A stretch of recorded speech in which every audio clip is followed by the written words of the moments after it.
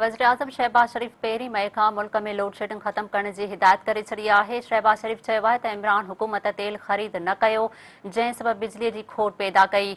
हंगामी क़दम खणी पहिरीं मई खां बिजलीअ जी लोड शेडिंग ख़त्म कई वेंदी।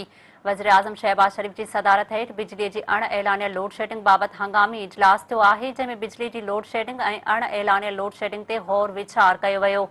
इजलास में वज़ीर-ए-आज़म खे ब्रीफिंग में ॿुधायो वियो आहे त 1 साल खां वधीक अरिसे खां बंदि पयल 27 पावर प्लांट्स मां 20 खे ॿीहर हलायो वियो आहे ऐं 20 पावर प्लांट्स जे ॿीहर ऑपरेशन सां बिजलीअ जी पैदावार में इज़ाफ़ो थियो आहे। वज़ीर-ए-आज़म खे ब्रीफिंग में ॿुधायो वियो आहे त गुज़िरियल हुकूमत 4 सालनि में पावर प्लांट्स लाइ तेल ख़रीद न कयो, पर मौजूदा हुकूमत 2 हफ़्तनि में तेल जो इंतज़ाम कयो आहे। ब्रीफिंग में वधीक ॿुधायो वियो आहे त मुल्क में बिजलीअ जी कुल पैदावार 18,500 मेगावाट आहे ऐं तलब जे लिहाज़ खां शॉर्टफॉल 500 खां 2,000 मेगावाट आहे। वज़ीर-ए-आज़म शहबाज शरीफ़ पावर डिवीज़न जे अमलदारनि खे पहिरीं मई खां सॼे मुल्क में लोड शेडिंग ख़त्म करण जी हिदायत कई आहे। वाज़िह रहे त मुल्क में बिजलीअ जी तलब ऐं रसद सबबि शॉर्टफॉल वधी वियो आहे, जंहिं सबबि शहरी इलाइक़नि में 8 खां 11 कलाक लोड शेडिंग कई पई वञे, जॾहिं त के इलेक्ट्रिक तरफ़ां कराचीअ में बदतरीन लोड शेडिंग कई पई वञे।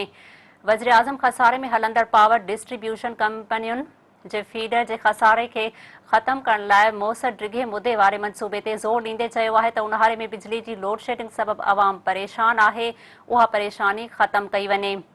फसल पोखण दौरान डीज़ल जे हथरादू खोट जी शिकायत जो वज़ीर-ए-आज़म सख़्तीअ सां नोटिस वठंदे चयो आहे त हथरादू खोट पैदा कंदड़ ज़िम्मेवारनि जी निशानदही करे फ़ौरी ऐं सख़्त कार्रवाई कई वञे।